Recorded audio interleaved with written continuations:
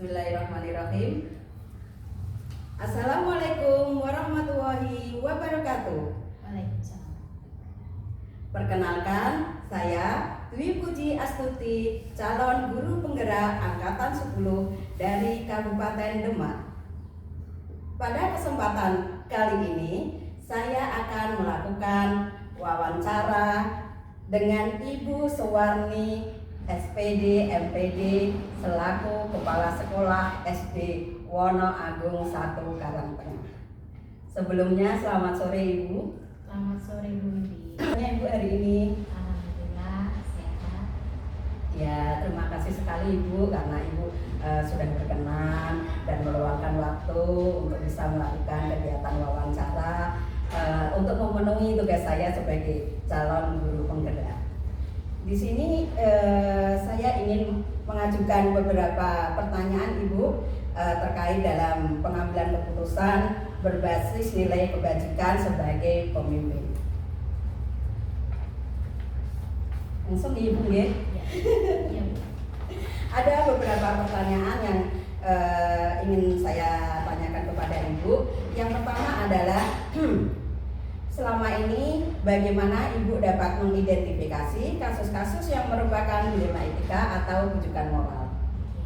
Baik, Bu Wibi, dalam menghadapi sebuah permasalahan yang utamanya untuk di sebuah organisasi ini sangat rawan sekali, bahkan sering sekali ditemui mengenai permasalahan yang berbasis dilema etika atau rujukan moral. Dimana kalau kasus dilema etika ini benar melawan benar, tetapi kalau rujukan moral ini berarti benar melawan salah. Demikian ya Ibu ya. Oke. Baik, kalau untuk dilema etika sendiri, Bu Wiwi, kalau saya sih biasanya mengidentifikasinya langsung saya langsung saya identifikasi jika memang permasalahan ini berkaitan dengan masalah hukum. Maka jelas ini antara kebenaran melawan kesalahan gitu ya. Jadi jelas hukumnya benar dan salahnya. Tetapi lebih mudah untuk mengambil keputusan ketika memang permasalahan itu kita hadapkan dengan benar melawan salah tadi. Apalagi kalau sudah terkait dengan peraturan dan aturan, maka sudah lebih jelas untuk penyelesaiannya. Tapi kalau benar lawan benar, maka ada beberapa langkah yang memang harus ditempuh. Yang pertama, kita identifikasi terlebih dahulu permasalahan yang muncul, kemudian kita kaitkan dengan bagaimana permasalahan itu istilahnya mau diselesaikan dengan cara apa, apakah ada kaitannya dengan orang lain ataukah dengan pihak-pihak lain yang memang perlu dilibatkan untuk penyelesaian masalah. Jika memang perlu melibatkan pihak lain, maka tidak menutup kemungkinan untuk saya mengambil langkah dengan memanggil pihak-pihak tertentu untuk proses penyelesaian masalah.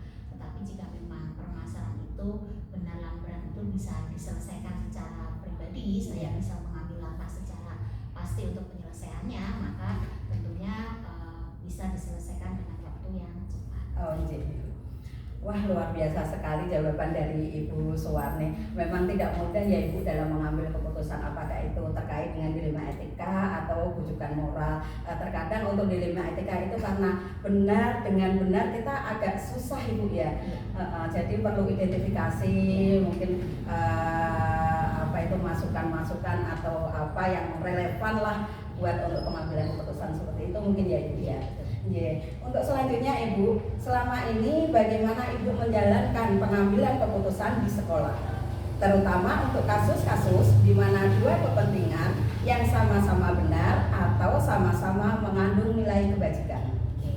Baik, untuk mengambil keputusan ya Ibu ya, berarti tadi sama ya, langkah yang diselesaikan adalah mengidentifikasi permasalahan terlebih dahulu.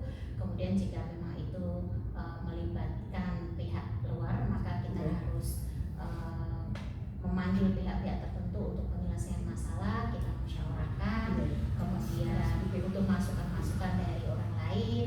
Kemudian jika memang permasalahan itu bisa diselesaikan secara face to face pribadi dengan teknik coaching tentunya untuk pemimpin itu menyelesaikan, maka saya akan menyelesaikannya secara teknik coaching bersama yang bermasalah tersebut. Oke, Oke Ibu, berarti ini untuk teknik coaching ini konsepnya selalu kita pakai ya Bu ya. Betul, dengan mengidentifikasi, kemudian menanyakan apa, bagaimana, siapa dan lain sebagainya itu. Oh iya, iya Ibu, terima kasih. Selanjutnya langkah-langkah atau prosedur seperti apa yang biasa Ibu lakukan selama ini?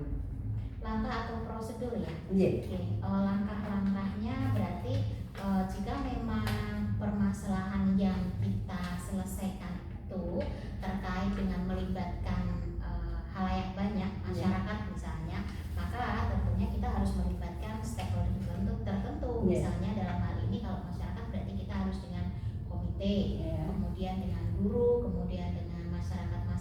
Jika memang terkait dengan kedinasan, maka kita harus menghubungi pihak-pihak dinas untuk bisa kita libatkan dalam penyelesaian masalah. Jika masalah yang perlu diselesaikan adalah berkaitan dengan jangka panjang, maka perlu kita adakan agenda-agenda rapat untuk penyusunan program jangka panjang sehingga program-program yang mau dijalankan untuk menyelesaikan masalah itu bisa terlaksana dengan baik dan tentunya dengan cara yang terdokumentasi ya, karena sekarang zaman sekarang ini memang segala sesuatunya harus terdokumentasi. Iya Ibu, harus terdokumentasi biar kita itu bisa ini ya, ada jejak digital seperti itu ya Ibu ya.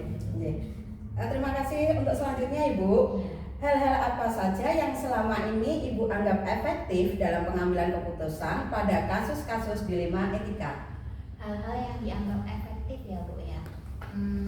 Kalau kasus dilema etika tadi benar ya, maka sebenarnya kita tinjau dari permasalahannya dulu sih Bu. Jadi kalau permasalahan itu bisa dikatakan ringan, barangkali memang dalam waktu yang singkat bisa diselesaikan, kemudian bisa diselesaikan dengan cara intern pribadi, itu akan butuh waktu yang lebih cepat ya. Kemudian kalau memang permasalahan itu menyangkut masalah berat ya, dalam arti benar lawan benar tapi ada kaitannya dengan masyarakat, ada kaitannya dengan hukum, nah maka kita harus tinjau ulang permasalahan itu, jadi butuh waktu yang agak lama untuk menyelesaikannya. Jadi kalau cara-cara yang efektif sih sebenarnya tergantung dari jenis permasalahan itu. Jadi kita tinjau permasalahan itu, bagaimana cara menghadapinya itu tergantung dari masalah yang muncul. Kalau saya seperti itu. Oh iya, luar biasa Ibu. Wah saya ini begitu ini ya, jawaban dari Ibu akan saya ini apa ya? Sebagai catatan saya mungkin untuk kedepannya apabila saya menemukan suatu kasus mungkin bisa meniru menduplikat apa yang sudah Ibu sampaikan tadi. Untuk selanjutnya Ibu, hal-hal apa saja yang selama ini merupakan tantangan dalam pengambilan keputusan pada kasus-kasus dilema etika? Yang menjadi tantangan buat saya ya Bu, berarti selama saya menjadi pemimpin ini adalah kasus benar tadi ya, dilema etika itu tantangannya ketika dalam tahapan sudah penyelesaian masalah, tetapi endingnya yang punya masalah ini merasa masih belum menerima, jadi merasa masih belum adil, merasa pimpinannya belum bijaksana. Dalam ini tentunya saya harus berefleksi kembali. Jadi ketika saya mengambil sebuah keputusan terhadap permasalahan yang yang dijalani atau yang diterima oleh sang punya masalah ini, tetapi setelah diselesaikan dalam jangka sekian waktu penyelesaian itu, merasa yang punya masalah ini merasa belum merasa adil. Jadi pimpinan belum merasa bijaksana dalam mengambil keputusan. Jadi dalam ini saya harus berefleksi kembali, kemudian harus berbicara dari hati ke hati kembali kepada yang punya masalah supaya tidak berkelanjutan. Dalam hal ini kalau memang permasalahan itu sudah diselesaikan, harusnya kan yang punya masalah ini merasa selesai dan memang tidak ada masalah di belakang. Tapi jika memang di belakang hari ternyata merasa masih punya masalah, berarti kita harus tinjau ulang masalah tersebut, penyelesaiannya begitu. Oh iya Ibu, mungkin karena ini ya kita berbicara itu dengan hati Ibu ya. Jadi mungkin beda perasaannya itu, oh bagaimana biar yang punya kasus itu bisa legowo menerima hasil keputusan dari ibu. Terutama yang kebijaksanaan itu memang sulit. Oh iya ibu. Selanjutnya ibu, apakah ibu memiliki sebuah tata kelola atau jadwal tertentu dalam sebuah penyelesaian kasus dilema etika? Apakah ibu langsung menyelesaikannya di tempat atau memiliki sebuah jadwal untuk penyelesaiannya?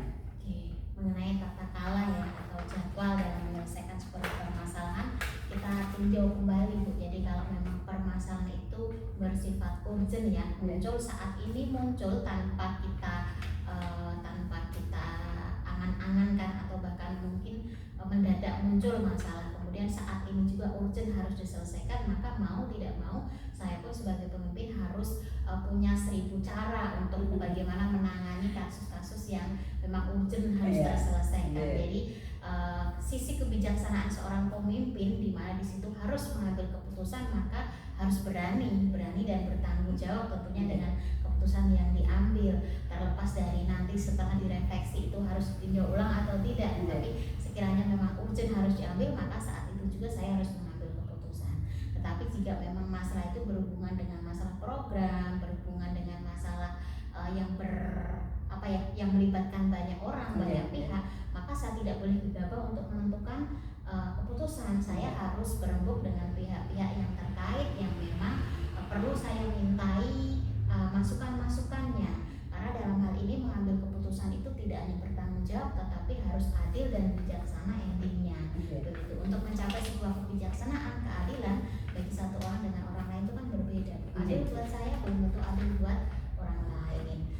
Bijaksana menurut A belum tentu juga bijaksana menurut B. Maka dalam hal ini pertimbangannya tentunya harus menjurus ke ke halayak banyak ya, kepentingan orang banyak. Kalau memang di sekolah ya endingnya harus keputusan yang diambil itu berpihak kepada warga sekolah. Kalau memang itu dengan siswa berarti harus berpihak kepada murid. Dari apa yang sudah disampaikan Ibu, adakah seseorang atau faktor-faktor apa yang selama ini mempermudah atau membantu Ibu dalam pengambilan keputusan dalam kasus-kasus dilema etika? Kalau dalam kasus-kasus dilema etika ini memang boleh dikatakan menyulitkan ya. Kalau faktornya sih kalau saya kalau memang diselesaikan dengan cara A, dengan cara B, dengan cara C belum kunjung menemui solusi, maka karena saya sendiri orang yang kita semuanya menurut agama ya, tentunya kalau memang si empunya masalah ini sesama muslim, tentunya saya kaitkan dengan masalah keagamaan. Karena yang paling mendasar kalau sudah dikaitkan dengan masalah keagamaan, dasarnya tentunya ya kitab suci ya. Maka kalau sudah diselesaikan dengan cara apapun, digiring ke sana kemari, dikasih solusi ini itu ternyata tidak kunjung juga menemui solusi, maka endingnya ya itu. Jadi itulah yang menolong saya untuk menyelesaikan sebuah permasalahan. Tetapi kalau seseorang, biasanya saya lihat dulu seseorang ini yang punya masalah ini, saya lihat dia mungkin punya tokoh idola atau punya pihak keluarga yang bisa membantu untuk menyelesaikan permasalahan tersebut. Kalau memang dari permasalahan itu saya tinjau, permasalahan keluarganya itu beliaunya mungkin ada salah satu keluarga yang bisa membantu untuk menyelesaikan, maka saya akan sedikit banyak untuk meminta pihak-pihak tertentu untuk membantu menyelesaikan permasalahan tersebut. Oh iya Ibu Suwarni, luar biasa sekali dalam pengambilan keputusan yang sudah disampaikan oleh Ibu. Untuk yang terakhir Ibu ini, dari semua hal yang telah disampaikan, pembelajaran apa yang dapat Ibu petik dari pengalaman Ibu mengambil keputusan dilema etika? Yang bisa saya ambil ya Bu ya, tentunya di sini adalah nilai kebijaksanaan. Jadi saya dalam menghadapi sebuah permasalahan baik itu dilema etika maupun rujukan moral, tentunya di sini saya belajar menjadi lebih dewasa, belajar menjadi lebih bijaksana untuk bisa lebih cermat menganalisis, lebih cermat lagi dalam mengambil keputusan, terutama keputusan yang bertanggung jawab, adil dan bijaksana. Sulit sekali ya, keputusan yang bertanggung jawab, adil dan bijaksana. Iya Ibu, semua pertanyaan telah Ibu jawab. alhamdulillah saya sudah ada gambaran. Mungkin nanti suatu saat saya mengalami kasus atau bagaimana nanti saya mungkin bisa ini dapat solusi dari Ibu Suwarni. Baik Bu ya. Demikian wawancara kami dengan Ibu Suwarni, SPD MPD, Kepala Sekolah SD Wonoagung 1 Karangtengah. Terima kasih, semoga bermanfaat. Wassalamualaikum warahmatullahi wabarakatuh. Waalaikumsalam warahmatullahi wabarakatuh. Terima kasih. Sukses selalu. Amin.